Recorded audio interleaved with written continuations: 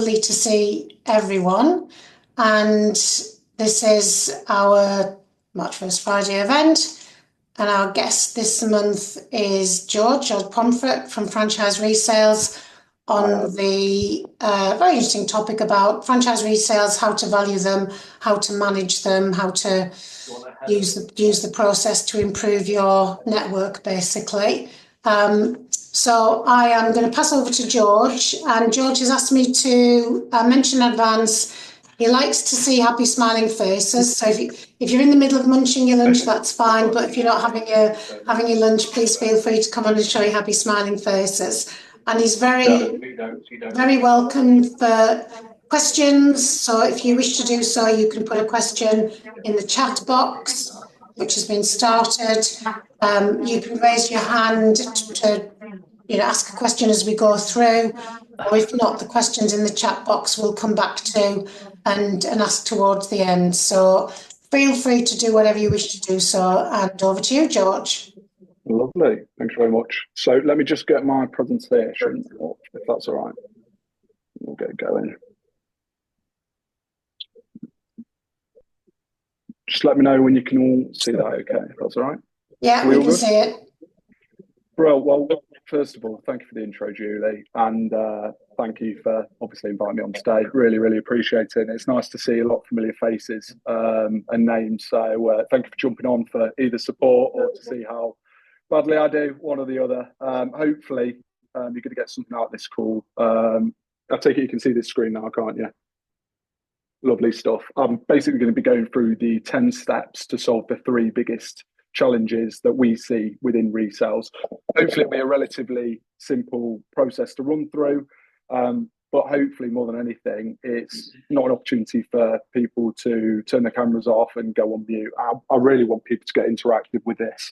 Get involved, ask questions. If you don't understand anything, then just unmute yourself, fire away. I'd love to hear questions, go through it. Ideally, if there's people in here that have got experience that they can bring to the table as well, in terms of how they dealt with things, then please don't be shy. I'll be calling you out as we go through. And yeah, hopefully you take something away from this. So 10 steps to solve 3 of the biggest challenges in resales. Now, why am I delivering this slide? Shameless plug here. I'm very lucky to work for the UK's leading and #1 resale broker, specifically for franchises. And only for franchises in that case. So Franchise Resales has been going since 2007, worked with over 100 sales. We work with over 1,000 sort of active buyers, i.e. people that we've spoken to in the last 12 months. And we've got 18 years of experience, which gives me an awful lot of exposure to people like yourself, to different franchise networks of different sizes, different deal capacities, and hopefully some of the things that we see sort of week to week, day to day, month to month, I can pass on and you can implement. Obviously, I've not been in franchising for 18 years. I'm only about 18 years old. I've been in for the last 9. But I've also been very lucky that I've worked in several different franchise businesses, which has allowed me to work within their internal processes as well. So hopefully I'm coming at a franchise resale perspective, but also from an understanding of franchisor perspective and their process and how they match together. So if you don't mind, again, I want to keep it relatively interactive. Could I have a quick show of hands? And then if you could kindly add into the chat what number you are after. Could you put your hands up if you've never been involved in a resale before? Lovely stuff. I've got 1 so far. First resale coming up? Anyone? Okay, completed 1 resale. Hey. And completed multiple resales. Oh, fantastic. Nice to see lots of hands going up there. So I guess first one to ask, it's interesting, we've not got anyone that's not done a resale before, but first one to ask, if it's all right with you, Sam, just calling you out, just a bit of an insight into what your biggest lesson was from starting the resale, sort of having your first resale, if that makes sense. What you learned from going through that process for the first time. I think with ours, the exiting franchisee originally wasn't going to sell the business. They'd moved over to sort of run it from arm's length from the USA, and then it ended turned out, came obviously they weren't going to come back from the USA, had followed his wife over there, and it turned into a resale. So I think it was nailing down the sale price really. He potentially could have got a lot more for his business, I think, if it had been handled a little bit better and he'd been a bit more clear on what he wanted from the business and from the resale. I think that's the biggest thing that we took away from that. So they're not all going to be like that. Obviously, his is probably a bit of a unique case, but sounds pretty unique. But you can clearly see there that from a value point of view, if they're going to be completely redundant for their business, it puts the chips a little bit in the buyer's side because that business isn't being run and that's a requirement for it to continue to perform. Then it's of course going to get a lower valuation. So, and would someone like to jump in for handled multiple resales before? And it'll be really useful to understand what you've learned from doing multiple resales where you are now to your very first one. What the biggest change was that you implemented within your sort of resale process. Would anyone mind jumping in for that? Go on, Ken. I'd love to hear. Just have to unmute.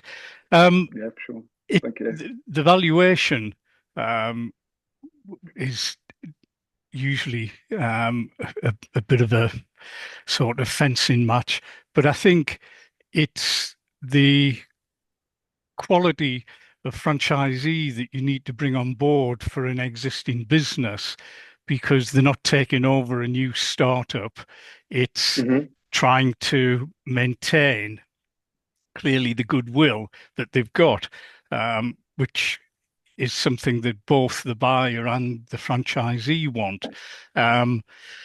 So that was one thing. And then the other one I would mention quickly would be having a smooth handover. And for an existing business, in the ones I've been involved with, it's always been beneficial to tie in the seller for a short period, not too long or it doesn't work, but for a short period to be able to help the franchisor, if you like, with that handover. And just in that, quick last point, the franchisor needs to keep control as much as you can. I know it's easier said than done sometimes, but the franchisor should be in control of managing the time when the handover happens, the amount of involvement the incumbent franchisee has, so that the franchisor stays in control. Yeah, I think you've absolutely nailed it there, to be honest, Ken. I'm sure people that have been through this process before will absolutely relate to that element of being in control. But I guess from a buyer side of things, a point you touched on to start with, from a buyer side of things, it's about having that mindset shift that you're dealing with a buyer for an existing business. And, ultimately, I guess the point being is when that buyer goes into it, the seller disappears and has got their money and walks away from it, and they're left in hot water. And if you don't control that as a franchisor and manage that process correctly and qualify it in the right way and get the right information to them and handle that exit period correctly, then it can be quite difficult. So appreciate that. Does anyone else want to jump in on the established side before I get into my presentation? I think that's really useful what Ken said there. I'm sure the people have some points. Yeah, I mean, my perspective is slightly different. I mean, I bought a resale. I came into franchising by buying a resale. And I mean, the whole process, it was driver hire, so I'm sure you know the process quite well, George. But it was noticeable that, the franchisor wasn't so actively involved in the discussions and the negotiations. They were very much on the sidelines and facilitating the provision of information. So for me, it was very much about looking at the numbers, looking at the clients, do my due diligence on the goodwill of the business, i.e. how many clients there were, what the margins were. And the franchisor's role was really there to provide support and information. So one of the things I wanted to know was what was happening in the future, what is on the horizon, and what would that mean for me? And they were very helpful in that, but noticeably weren't involved in the nitty-gritty of the negotiations, didn't get involved in price at all. That was very much between me and the outgoing franchisee. So it was very hands-off, and they weren't influencing that process at all. And that was significant because I guess from a buyer's point of view, you can have too many people involved in it. Okay. Yeah. And what you want to do is get to the meat and potatoes quite quickly without, anybody else's agenda coming in. So it was a very hands-off process. It was very smooth, very capable, and they were able to provide me with a lot of information, background information that enabled me to make the decision. Yeah. No, Sure. I completely get where you're coming from. I think the point on data is an interesting one, and we'll get into that. And some of the things that you can do as a franchisor to enhance that buyer process for people and give them confidence. And then negotiation is, obviously our bread and butter. It's basically what we're doing sort of day to day as a broker in between. But it's interesting because it is a weird one as a franchisor, because a lot of the time you want the seller to sell their business, but getting involved in the negotiation to try and make it happen can be difficult. So I'm glad that went well for you. I mean, I still had to follow the same process. So I had to put a business plan in, and from the franchisor's point of view, they were looking at my business plan, and they had to veto that and make sure that I was still the right person for the business, and the business plan I put together, was in keeping with what their expectations were of the territory. They were looking at it from a 5-year point of view. What is this individual going to do over the 5-year license franchise term, and what impact is that going to have on royalties? So although I said it was completely hands off, I still had to go through in the front end vetting process. You still had that strong. I think that's the main. They've got a really strong qualification process that they've sort of stood by. So okay, no, really interesting, and thank you for your insights. I think it actually sets things up quite nicely, which is of course the idea of all of this. But yeah, can I just, George, can I just add on that point in terms of like Simon's position? I think obviously Simon, you probably in a potentially more informed situation and lots of potential franchisees involved in resales, obviously with your background in franchising and experience with the BFA. So Simon's position, say, comes in from his high level of information, whereas franchise resales can be to selling to someone who's a friend in the pub. That's never bought. Yeah, for sure. And I'd say I agree with that. I agree with that. Sorry to interrupt, but just to set the context. No, go for it. That's what it's about. I was looking for income replacement, which is why I bought a resale. And we'll go on to this. It's probably one of the best kept secrets in franchising is there is an opportunity to hit the ground running and buying a resale. I needed income replacement. So yes, I knew the brand and I knew the people behind the brand, but equally I had to make sure that the numbers stacked up as well. Absolutely. Because it was an income replacement investment decision as opposed to sit back and capital growth decision. Yeah, you're absolutely right. I was very privileged to know the people, but when it came down to it, it was very much sort of the getting the bean counters involved and looking at the numbers and looking at the margins and looking at what the business would deliver to me. Well, as I go through this, you'll hopefully get a good flavour of the 10 steps. Within them 10 steps, there's some good insight into how people can implement some of the things that Simon used and benefited from, and what many of the buyers benefit from. So let's get into it. So 3 biggest challenges that we see at franchise resales. I'm keeping it simple and putting it as 3. There's of course many other challenges with resales, but these are the main ones. And it starts with underprepared franchisees. So underprepared franchisees when they're looking to sell, i.e. they wake up in the middle of the night, they decide they want to sell their business, and all of a sudden the next day their business is for sale, so to speak. Number 2, unrealistic value expectations. Sam, I think you mentioned it, obviously a slightly unique scenario, but again, they were probably expecting that because I'm just using a number, their business was making 100 grand and they put a 3 times multiplier on it, then it's 300 grand, but they've not taken into account the fact that they've disappeared from the business, and actually, the figures look good at the moment, but it's declining. There's, there's clearly a chink in the armour there, and a buyer's not going to be offering top dollar for that. So unrealistic value expectations and buyers set up for failure. And that's quite a bold statement, because I don't think any franchisor purposely goes out to set a franchisee, a potential franchisee, a buyer up for failure. But I think that in the scenario of either finding having the wrong business, having the right business, the right buyer, but the wrong process, they can fail. They can be the wrong buyer, right business, right process, and fail. And you get the idea. Ultimately, if not all three things are working in tandem, then you can set people up for failure. And ultimately, what does that lead to for you as a franchisor? It potentially leads to, you know, underperforming business, or even worse, a failed business. And no one wants that. That's not the point of a resale. So, how do we address these challenges? So the first challenge, as I mentioned, was about preparing your franchisees, and I've tried to put this into sort of three first steps, if you want to call it that, that we can quite easily go through and understand.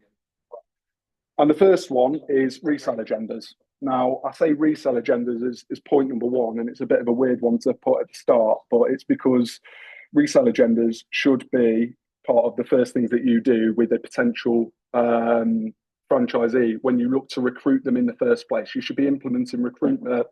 Let me get my words out. You should be implementing resale agendas into your initial recruitment process before they've even, you know, opened their original franchise with you. You know, resales is such a taboo subject if it's not addressed early and talked about early. So if you address and put resale agendas into your recruitment process, i.e. asking people if they're aware that their business is an asset and they can eventually go on to sell it.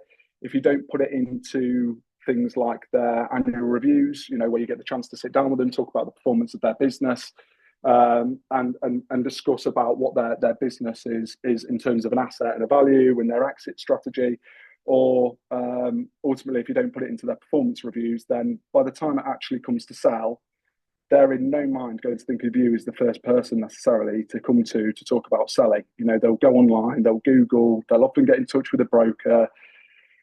They'll find out, you know, they'll go down their own rabbit hole of finding and selling their business. So step number one in terms of preparation is start getting your franchisees accustomed to the word resales as early as possible.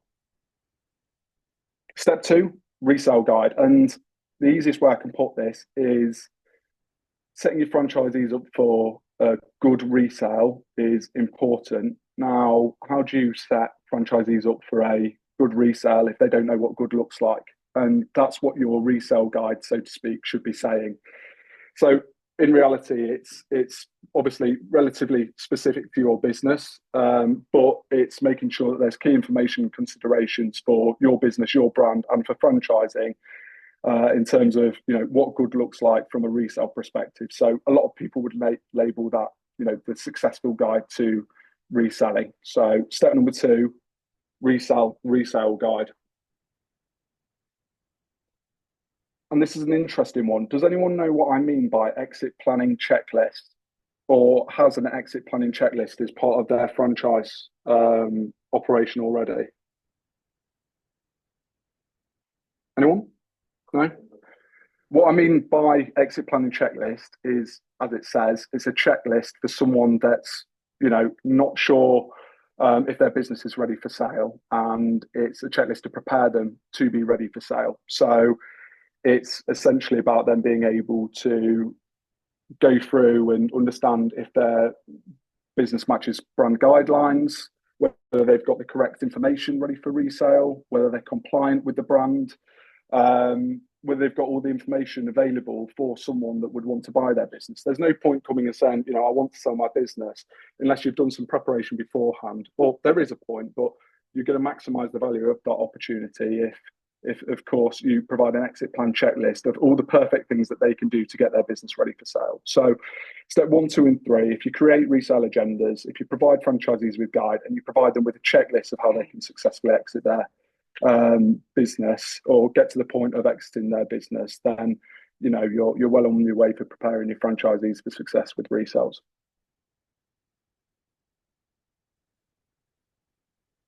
Step 2, and this is probably one that most people are quite keen on, is around valuation.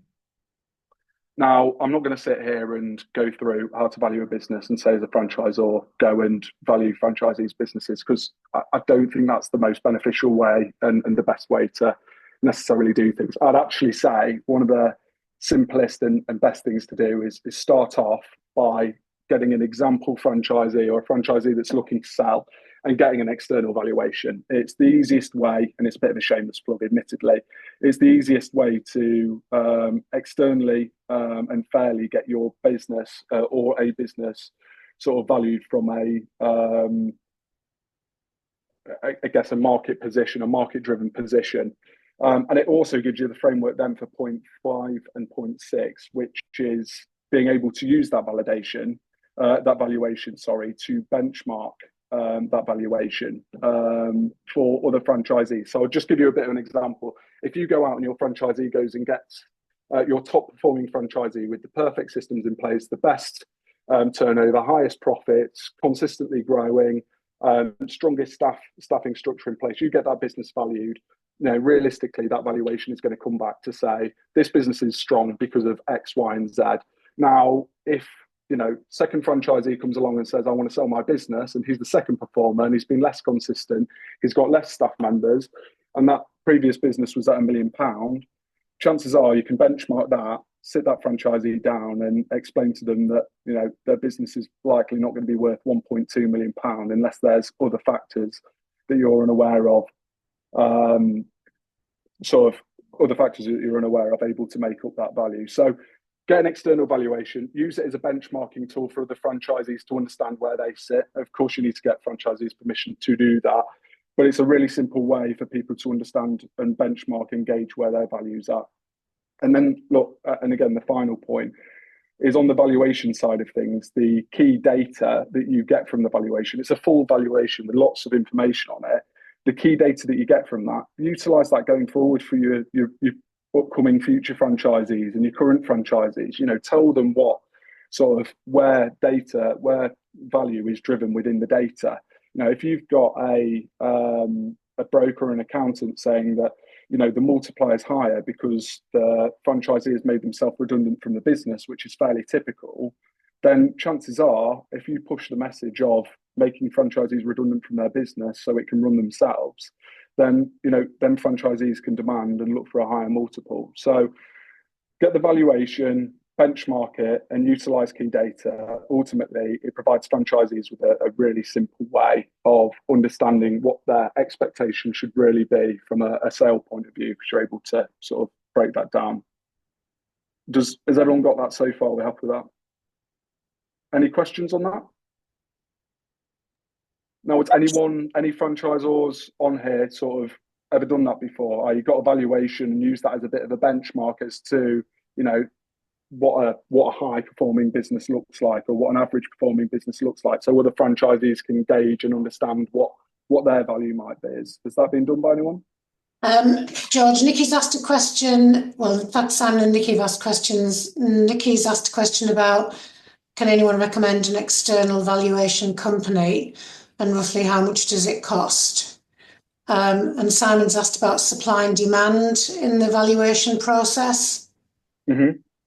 Yeah, so I think I'd just chip in that I think it's the multiple which is the benchmark, which is useful rather than a nominal valuation, because you've got to the multiple is the bit that matters really in coming up with a valuation. Yeah, of course. And multiples often driven, as someone just mentioned, about supply and demand.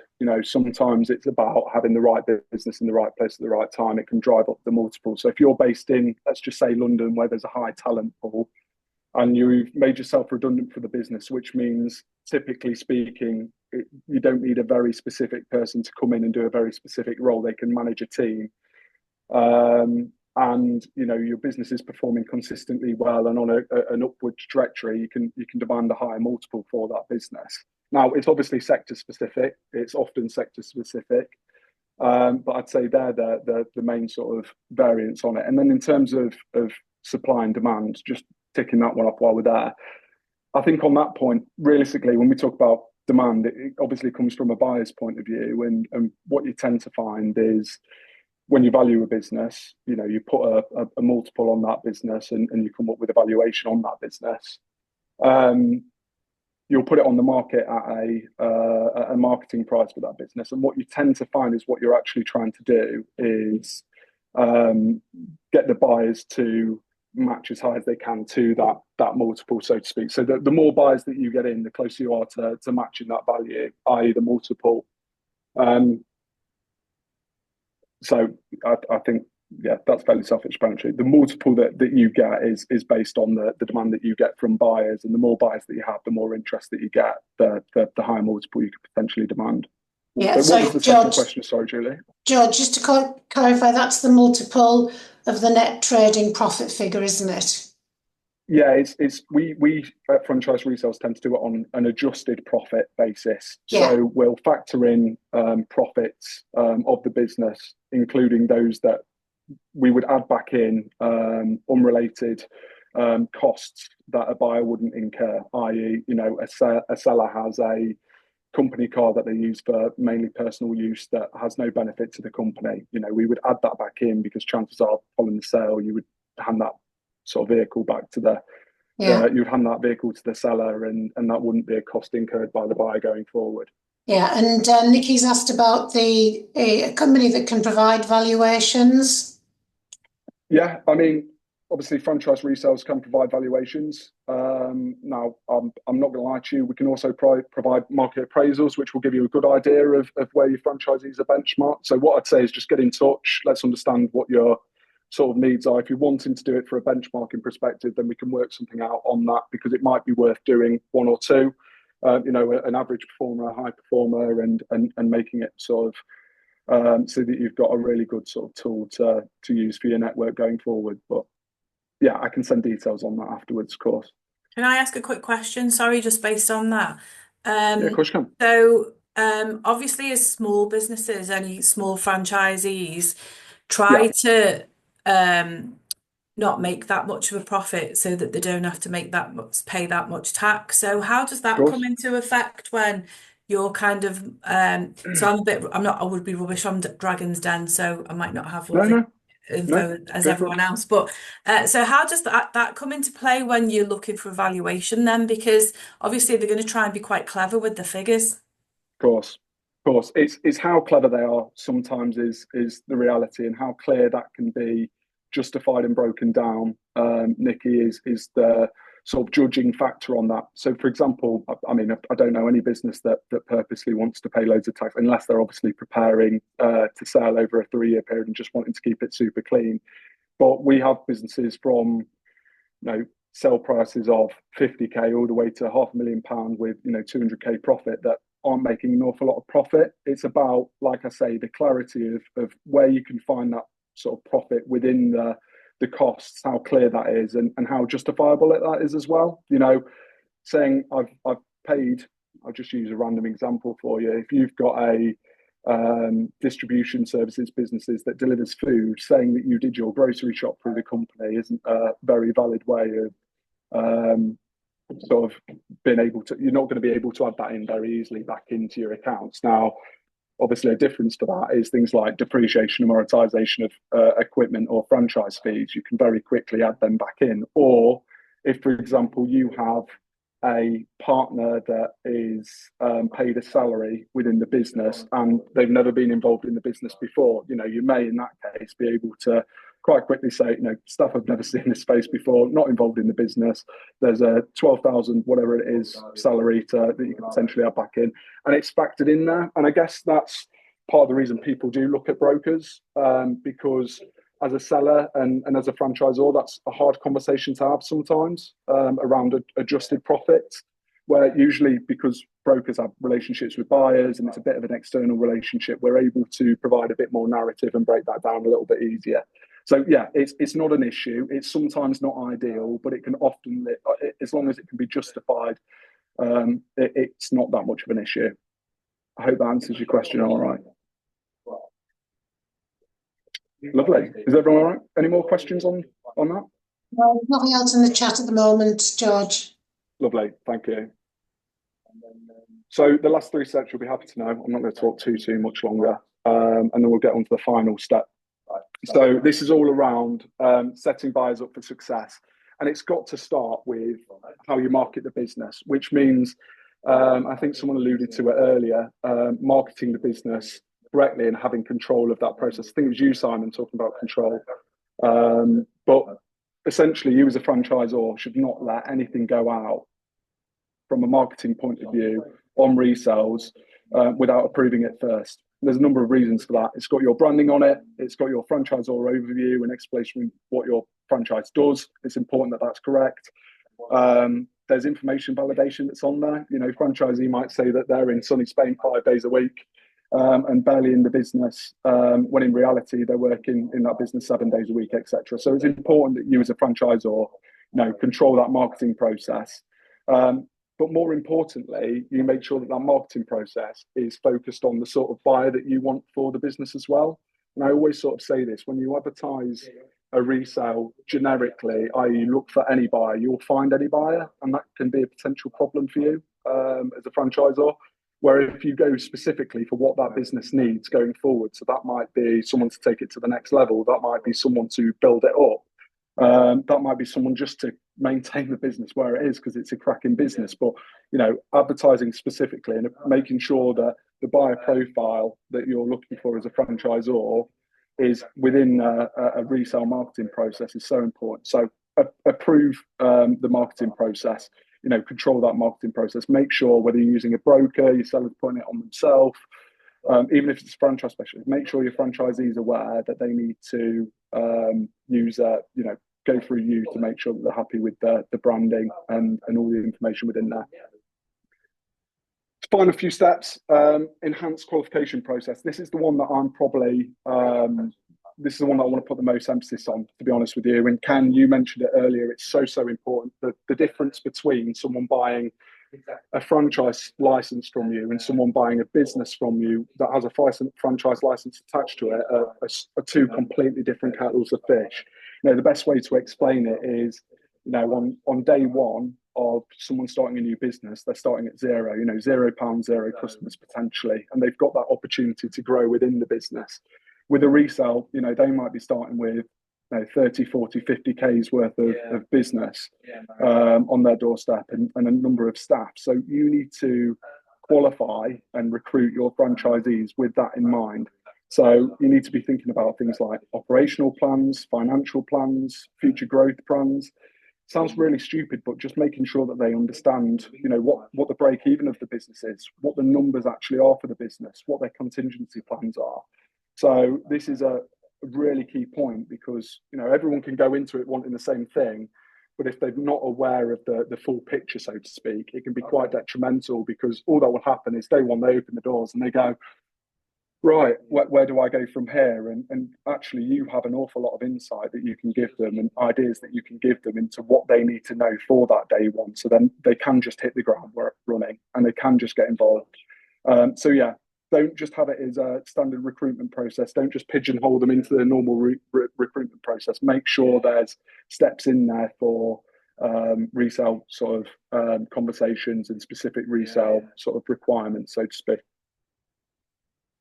And then finally, and this is probably, again, it was a point that was mentioned earlier by someone, is a change of hands checklist. I think, Ken, this was your point, actually. And what I mean by change of hands checklist is exactly what Ken was describing, making sure that there is a very smooth process from the moment that someone says, you know, I want to buy the business, I'm financially committed to the business, all the way through to the business being sold and slightly beyond that as well. You know, a change of hands checklist can start on, you know, exchange of the business sale and making sure that, you know, contracts are being pushed over and, you know, making sure keys are handed over, making sure utilities and suppliers are put in place. Or it could be as simple as passwords, you know, making sure that there's checking calls with certain individuals, checking in with key members of staff. I mean, look, don't get me wrong, with things like change of hands checklist, a lot of this is going to be covered by your solicitors. And usually speaking, the buyer and seller will sort it out between themselves. But if you have a change of hands checklist where you're just, you know, checking the process all the way through to make sure that all of the key points are covered, I think it's something that if you put in your resale process, you'll avoid an awful lot of headaches going forward. Sorry, Ken, did you have a question on that? Did you put your hand up there? Oh. Sorry, no, someone was saying goodbye. Sorry. Oh, no worries at all. George, I'm not sure if there's someone in. Is there someone in your office on the telephone? Yeah, it's Mike. Oh, Sorry right. about that. I'll ask him to be quiet. You've been very loud, apparently. Sorry all. Thanks, George. So yeah, essentially 7 to 9 is about setting your buyers up for success. And if we do them things, we make sure that they have a checklist to go through. We make sure that they're correctly qualified, and we control the resale process from the start. So we set expectations. It sets them up as best as you can as a franchisor for success. And then finally, and a bit shamelessly, is step number 10, which is using external franchise professionals. And I say shamelessly because obviously we sort of sit within that remit of external franchise professionals. But, the obvious ones, for example, are, of course, your solicitors, your banks, your brokers, your accountants, etc.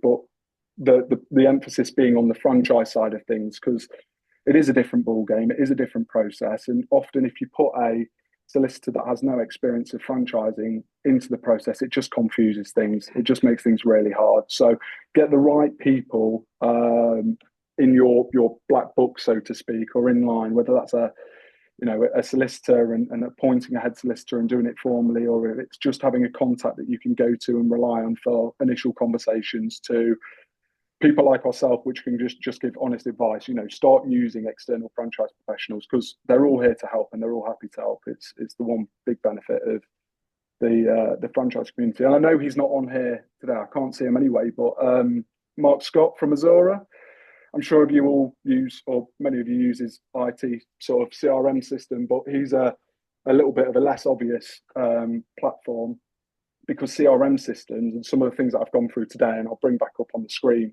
from a checklist perspective to, some of the review bits to the statistics, if you can marry that up with a CRM and provide that to franchisees where you can access it and they can access some of this information, then yeah, you're onto a winner, because you've got it in a systemized, sort of standardized place that sort of everyone understands. So use external professionals. And yeah, that sort of concludes the presentation. As I say, biggest problems before were underprepared franchisees, unrealistic expectations, and setting the buyers up for failure.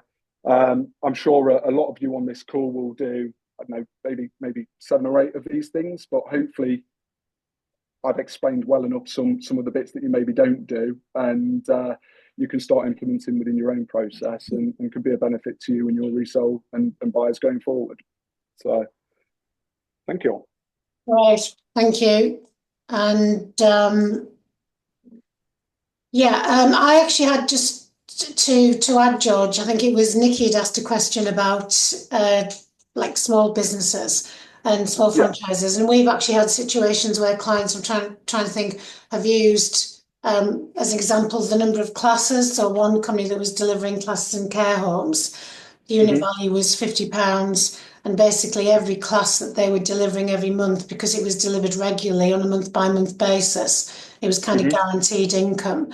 In terms of their valuation, they basically said every class is worth £200 because you're going to get that money back in 4 months anyway.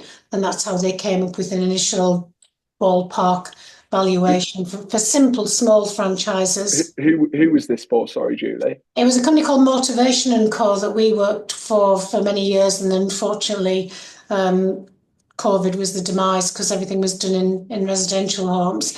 But they basically literally had contracts on a monthly basis, so they could say that the home is going to generate. It makes sense what you're saying, and I've seen that scenario a lot with recurring revenue businesses, but I've seen them sort of valuations being put on for internal sales. And what I mean by internal sales is people that are either existing franchisees or understand the business model well enough to be able to be comfortable with that sort of valuation. Basically, I've seen it with a number of our clients when they've sold sort of internally, franchisors that have sold internally that have their own sort of way of and multiples, and doing it off of turnover and guaranteed income and bits and pieces like that. But I think if we looked at 80-90% of people that were looking to buy businesses, they're typically looking for free cash flow within a business. That's what they're really looking for, and that's what adjusted profit gives us. It gives us a really good idea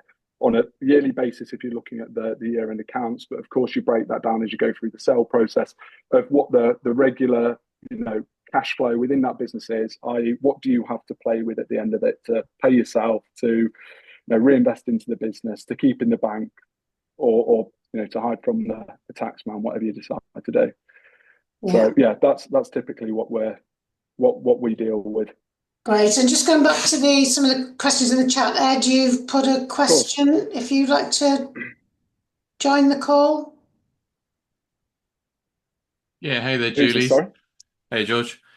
So at the beginning, you mentioned about bringing up the franchise resales opportunity at the beginning of the conversation with prospective franchisees, so before they've joined the network.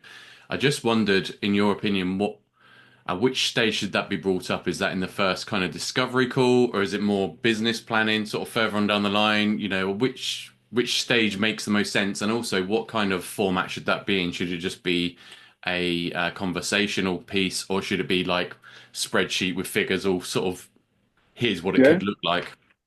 Yeah, so I'll answer the second question first, if that's all right. When you mentioned about what can you show them? Well, look, if you've gone and got a valuation on a business and using that as a benchmark for franchisees to utilize to understand the value of their business, that's a good place to start with people, sort of showing them a real life example of what one of the businesses that you've got is valued at in the network, so they can understand that. And we did that quite a bit in my previous role. We did that quite a bit with franchisees to help them understand the assets, and when we typically the value of their business and the asset that they're growing throughout the process. And we typically did that in the later stages. So once you've essentially both agreed that you like the idea of each other and working with each other, and it's just a case of due diligence, speaking with franchisees, whatever. So I would say that it's a conversation that at the very latest is in your sort of franchisee approval process, as a bit of a subject, as a bit of a topic. But yeah, there's no reason. It's also not a big selling point in a discovery presentation around basically creating an asset to realise in the future. I think you're right. I think it's kind of hint at the idea in the first conversation, isn't it? We're going to talk about the exit strategy and what does that look like for you. And we've got some ideas, but it'd be good to hear your thoughts on what you want to achieve. And then, like you say, as you get to the end, you can then bring in something and say, well, look, this is what we've seen. Maybe these are the types of revenues you're going to need to hit to get to that point, sort of thing, as part of the conversation further on down the line. So, yeah. Yeah, exactly that, mate. No, I appreciate that. Thank you. As I put in the chat box, when we're working with clients in the manuals, we put about franchise resales actually in the manuals, so it's covered in when they first get it, and it's also covered in the induction training. So again, we talk about franchise resales in the induction training, and that's a good idea. Revive did a first Friday for us, and they said that they cover it as part of their annual review, which is just so it's always part of the discussion in terms of where the business is going. Sarah's got a really interesting question. Sarah, do you want to ask the question? Do you want me to read it? No, that's fine. It's more around at what point is the business big enough to cope with the cost of a resale. So one of the problems we've had regularly in the past is because we're running generally quite small businesses, once you have to factor in the cost of using a broker, and the franchisee has to cover the marketing and legal fees and so on, that often leaves practically nothing in terms of profit at the end of the day for the franchisee to walk away with. So they often take the view, because they're not business people, so they often take the view, well, I'm only going to maybe make £500, £1,000 out of this, and there'll be a lot of time and effort and a lot of stress, so I'll just walk into my contract. How do you at what point does it become cost effective? What value of business, if you like, does it become cost effective to use a broker for that process? Yeah, really, really good question. It's a tough one to answer, to be honest with you. I'll just give you an example of how we work. We have minimum fees in place. So we have a 5,000 minimum fee for franchisees. So, you start factoring a £5,000 minimum fee, 2.5K for your franchise solicitor is a bit of a baseline. A couple of thousand for franchisor solicitor. You can very quickly see that adds up to 10, plus VAT and all the other bits. Now, when it becomes cost effective is of course a little bit subjective, but one thing that we have seen with some of the smaller deals that does make a little bit of sense that can help out is if they're sort of borderline and you can actually get the buyer to pay and inherit them costs and equally inherit the VAT, so inherit the exit fees, inherit the solicitor's cost and whatever else. Now, if you advertise it in that way, it can often be, you know, a little bit more cost effective because you're saving on VAT for a start. So, you know, there's an immediate saving there. And then it's hopefully just a little bit more of a simple process. But the answer is it's a hard question to ask. You know, I would say from our perspective, anything under 30,000, realistically, it becomes quite tough then to sell it, factoring in all of the other fees involved. Now, you take our fees out of it, and it becomes a little bit more cost effective. But yeah, it's about making that value up. So it might be worth seeing what a typical scenario looks like in terms of a value for you, and then you can sort of gauge it from there. Okay. I hope that's answered that. Thank you. Helen, I'm going to come to you in terms of a question. I can see, Sam, you've got your hand up. Nikki, you've put a question about selling a business and or potentially selling a franchise, which obviously you can pick up with George afterwards. The other, Rachel Ray did a First Friday for us a while ago, and it's all about preparing a business, as in a franchise business, for a sale. And she developed and ran and subsequently sold Bright and Beautiful, and from day one she prepared everything that needed to actually have the business ready to sale. So if you go back to our First Friday events, you'll see an actual session on then. It's a great one to watch as well. And Helen, you've got a question which I can't remember what it was, so I'll ask you to talk about. Just touching on that point, Julie, I think I just wanted to get across, I've tried to make, given that the forum here is, of course, based on franchisors, I've just tried to make it as relevant to what you can do as franchisors, because we, you know, Rachel's commentary, I've seen sort of some of Rachel's stuff as well, is great, but sometimes can be a little bit tougher because it's not something as a franchisor you have complete control over. You know, you can tell franchisees to do certain things, but at least with some of the bits that we've gone through today, if you implement them within your process, then hopefully it just gives you that control, and it means that, you know, that they have to be done, and it just minimises your risks and hopefully minimises the challenge a little bit. Yeah, great. Helen? Yeah, I mean, the question I put up there was, do any of you use your website for franchise resales? I mean, just for context, so my company's Women in Business Network, and we're a bit like Sarah's. We've got quite a few small franchisees, so it just doesn't make sense commercially for us to use a broker. So, but because we have a membership base, what we tend to find is that our franchise resale tend to go to our members. Our canny franchisees set up their businesses and approach members to sell. Absolutely, yeah. So that's kind of worked quite well for us. But then we've got a franchisee who's selling at the moment, and I'm just wondering whether or not we should put it on the website and what the pros and cons of that might be. And Sarah's kind of answered it, but if anyone else has got any other views as well, that'd be helpful. I don't mind adding my 2 cents in. I'm sure there's a few others that wouldn't mind as well. But I think one of the things with that is, of course, protecting that location in terms of the customer base not necessarily finding out. And could they find out by going to a specific sort of link on a specific website about franchising?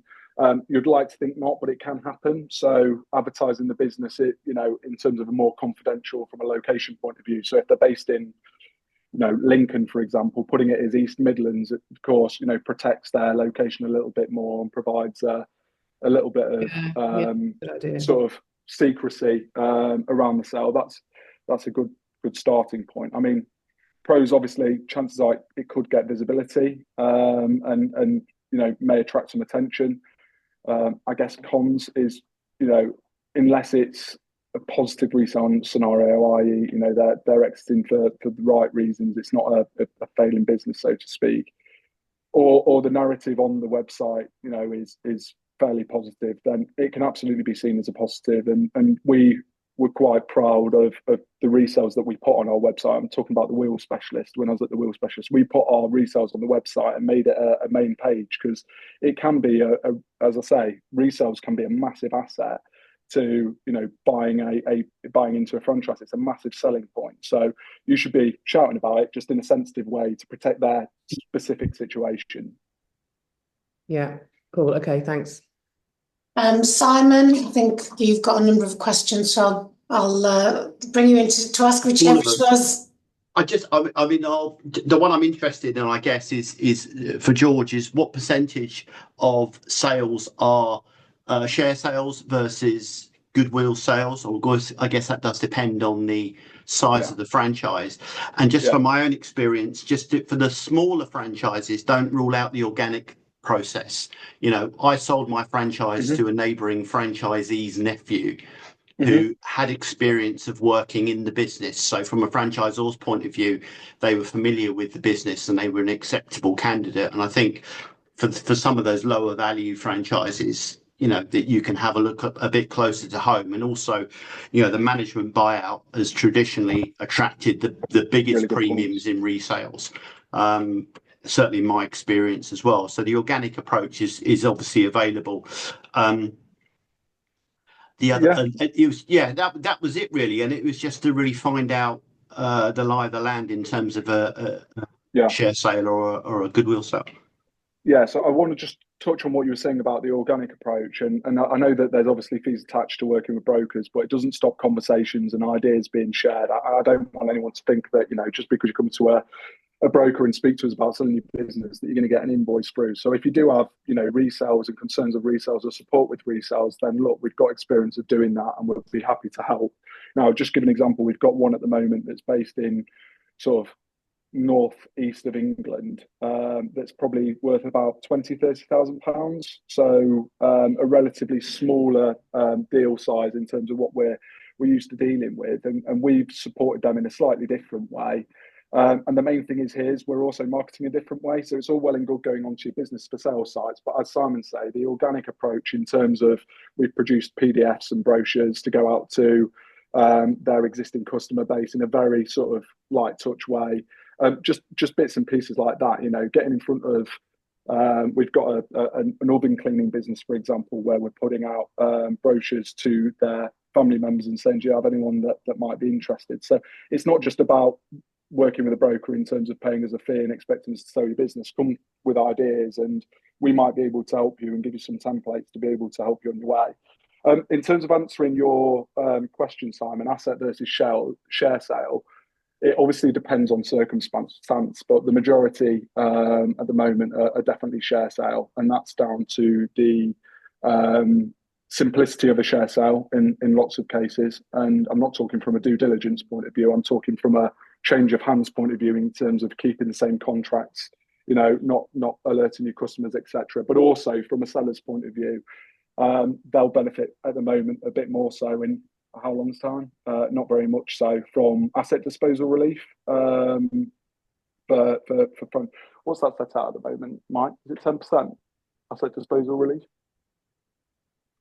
It's about 10%. At the minute, it's 10%. It's 10% at the moment. So people selling their business are being taxed less by selling their business as a share sale than what they would do an asset sale, and that's the main driving force behind people going down the share sale route. And obviously, buyers are happy to do so as long as they do the correct diligence. So the only caveat to that is that it is a little bit. There's usually more of a price tag attached to that from a legal point of view, and it's not just, you know, solicitors from the buyer seller side of things and the franchisor side of things. It's also sometimes the banks as well. So banks are now involving their solicitors to look over share sale agreements, which, you know, naturally, given that they're not always au fait with the business or the franchise setup, etc., end up costing quite a bit of money. So it's beneficial at the moment. It's going to become less beneficial when, you know, the tax rises take place and the NI changes up and etc. But I think it will stay that way until it's really started ramping up and we lose all of them extra benefits in 2 years' time. Okay. Well, that interestingly brings us on to finance and some of the legal aspects. I see Kat Newman's just left, so we can't bring her in, but we've got the Hamilton Pratt guys. But before that, I just wanted to Jamie. We've got Jamie Morris on the call from Barclays. When we're dealing with franchise recruitment at the beginning, I always say to any potential franchisee, go and ask the bank for the money to set the business up. Whether you need it or not, go and ask the banks, because if the banks say no, ask them, that's an indication that potentially it's not the best opportunity. So again, Jamie, in terms of franchise resales, a lot of people obviously involved in franchise resales will be coming to the bank for the finance. What's Barclays' current take, view, appetite in the franchise resale sector?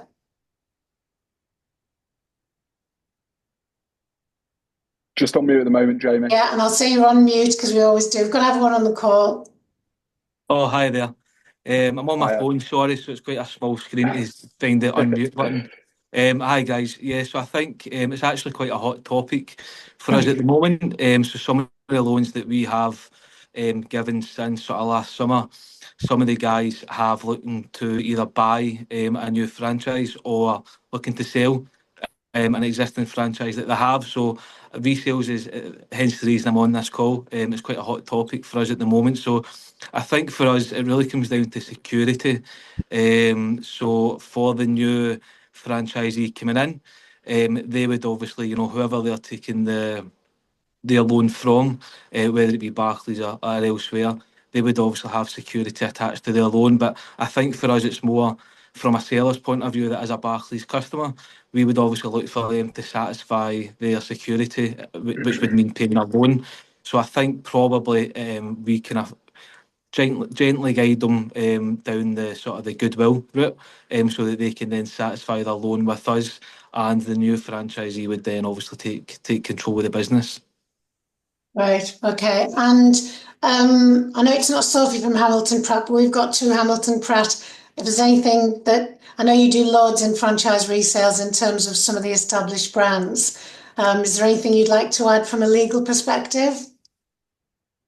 Just in terms of general issues that we come across with resales, a lot of the points I think George has raised, there was issues at the start with getting to the point of sale where you've agreed heads of terms, which is actually usually when we get involved. Yeah. So get to that stage and you've got heads of terms agreed, there's not actually too many bars in the way. But in terms of ones that do sort of unfortunately fall over in potential pitfalls, it's generally often on the financing side where whatever reason it falls over and then the bank doesn't find the funding or the buyer funds in place. I think the other one we see that's quite common is perhaps from the franchisor side that in terms of approving the incoming purchase, if it's not an existing franchisee of theirs and they've got a training process and that doesn't go so well, that's like a transaction. And I think in terms of probably the last one is, last minute price chips that might then potentially see as the main issues. Right. Okay. That's very helpful. So before everyone dashes off for either a late lunch or an early tea or whatever, I could just ask you to literally take 30 seconds to use our We Gather survey, which is basically get your phones out, get the QR code scanned and provide us with some feedback. And anyone that would like to pick up anything with George after the event, there's an opportunity for you to just tick a box in there and say that you'd like to do so. So I'd like to see all of the phones up to the screen, please, to get some feedback on that. And we use WeGather provided by Neil Newman as part of that, and it's dead simple, dead straightforward, and dead easy. So thank you for that. And hopefully, if everyone's working through that, then finally our next event, which is on Friday the 4th of April, is Penny Hopkinson, and Penny is the guru of anything to do with manuals and systems and procedures, and Penny's going to talk to us about creating a knowledge sharing environment to scale your business. So Penny's got some really great ideas in terms of new approaches, innovation, and basically how to transfer manuals to hopefully be good documents that people use on an ongoing basis, rather than the original document the franchisor produces that no one ever reads apart from the induction training. So thank you very much.